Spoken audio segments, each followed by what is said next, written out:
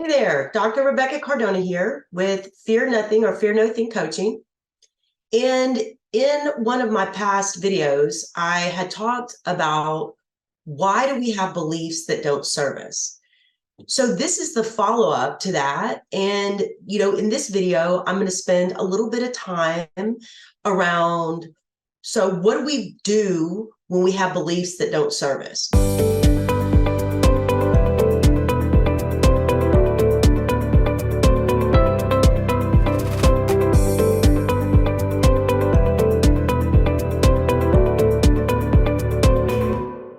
I talked about and explained why we have those beliefs.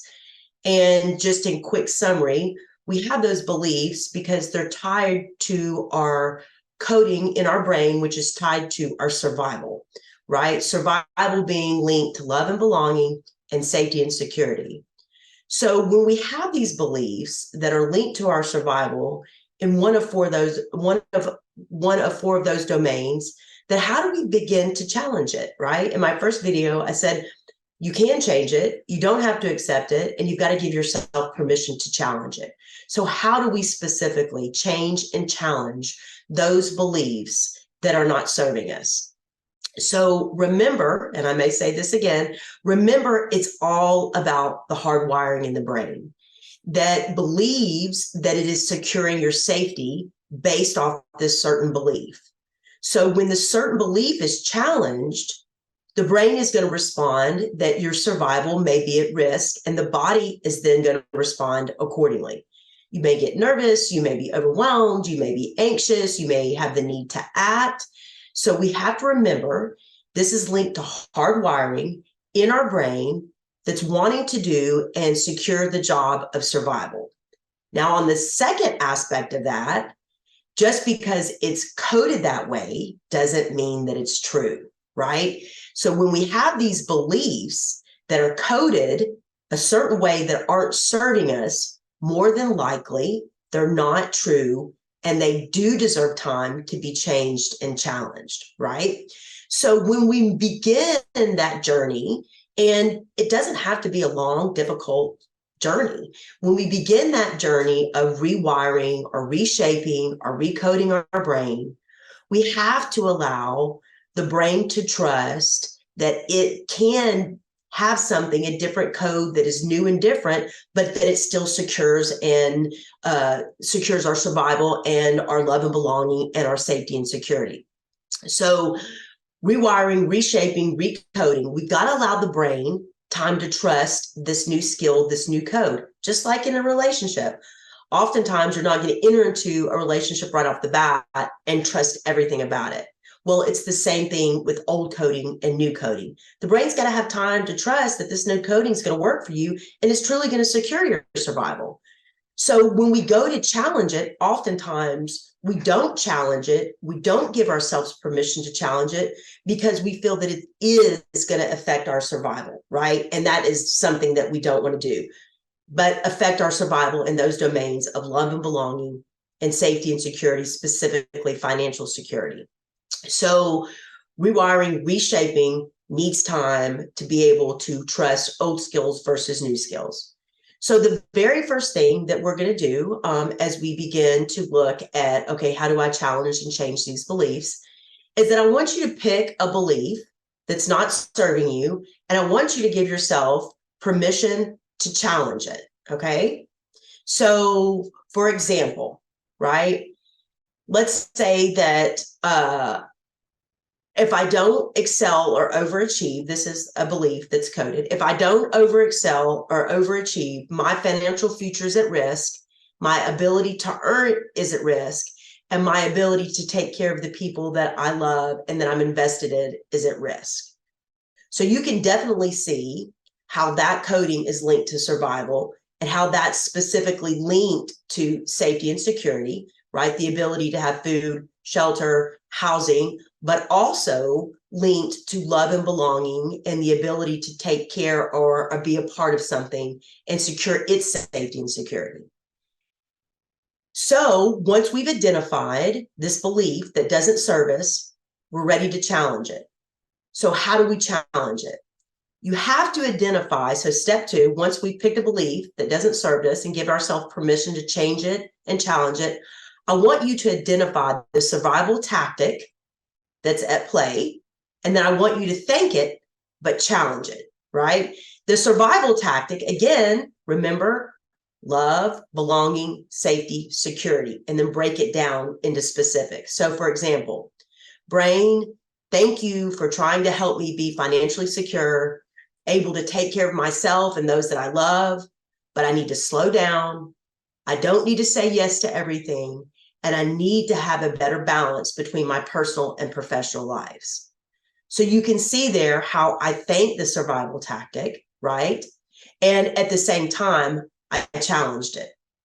So we picked a belief, we've identified the survival tactic, and we thanked it, and we begin to challenge it, right? That develops trust, the trust between the old skill and the new skill. So the third step is that we have to challenge the old belief, right? And how are we going to know when to challenge it? Well, it's when we begin to feel that our survival is threatened, when we begin to feel that, we're not good enough, that we're nervous that we're not going to get the promotion, or that if I don't work 100 hours a week, that I'm going to fall behind. I'm not going to be seen as a top earner, or I'm not going to be seen as a hard worker. And from there, things can be at risk. So we know when to challenge those old beliefs, because our body is going to tell us, because we're going to be feeling that our survival, somewhere in between love and belonging, safety and security, is at risk. Okay. And so, for example, right, that survival comes up,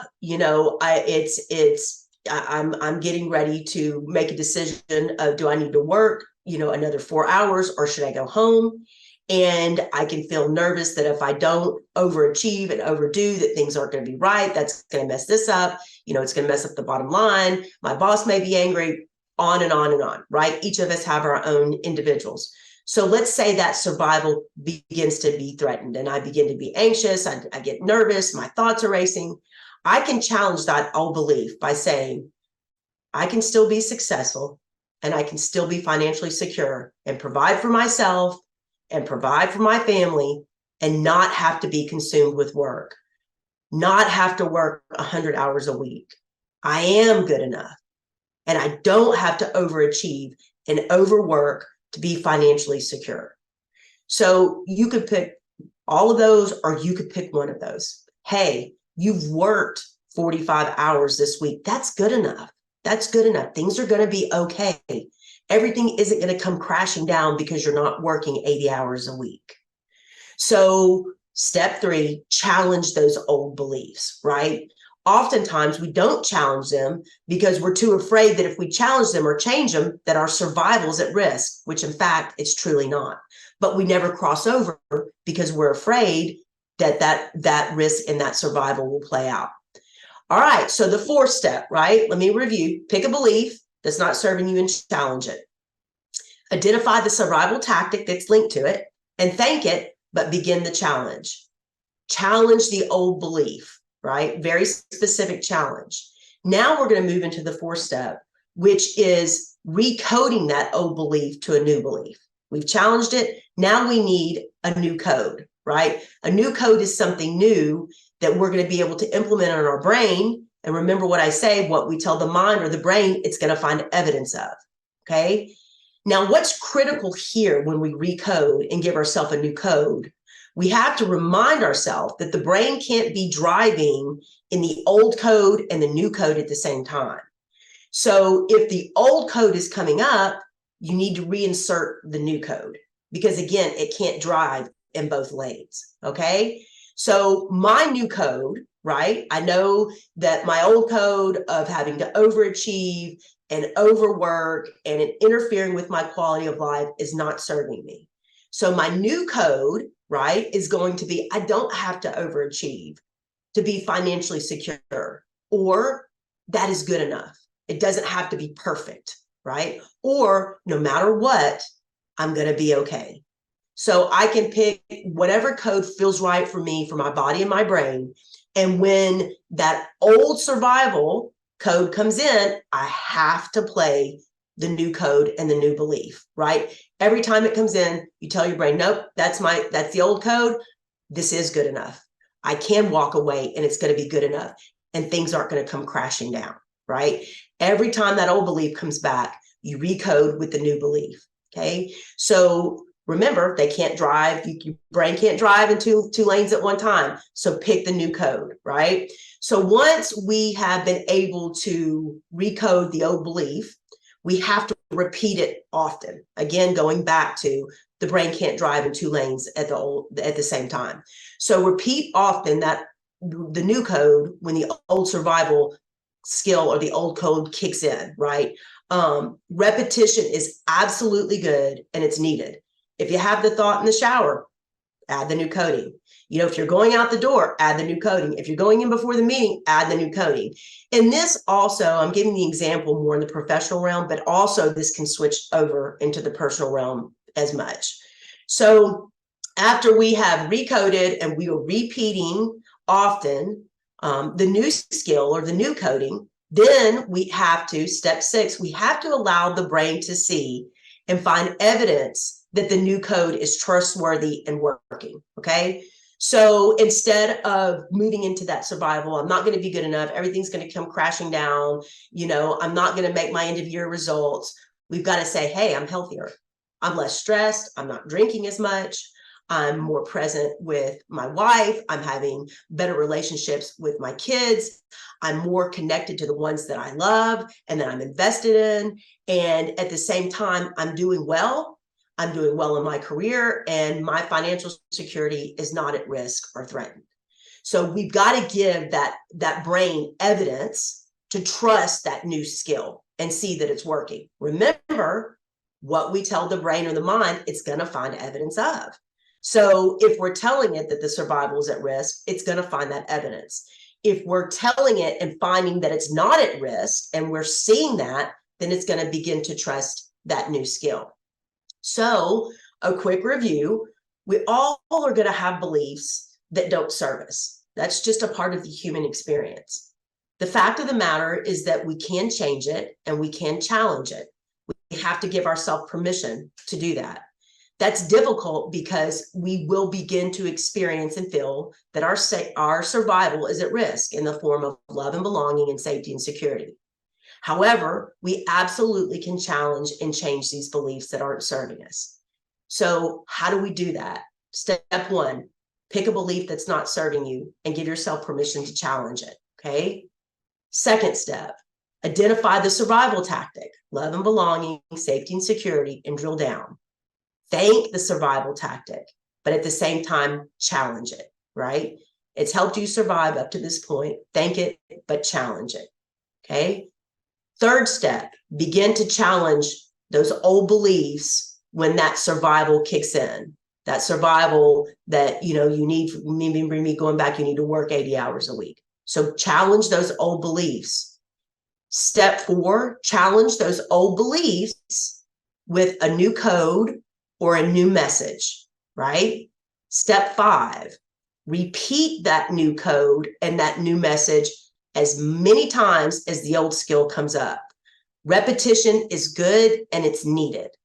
Step 6, allow the brain to see and find that the new code is trustworthy and working. Find evidence that it is trustworthy and working. And you will have to find evidence of this because the brain may try to tell you that your survival's, you know, being threatened. So find evidence that it is trustworthy and that it's working.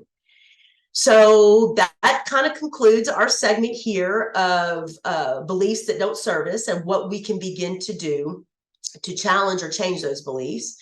Again, you know, if some aspect of this resonated for you, or there's a belief that you want to challenge or change and you feel like you've stuck, please reach out. I do offer a free consultation. So that way you're going to get a real good feel of whether or not, you know, my coaching style is a fit for you.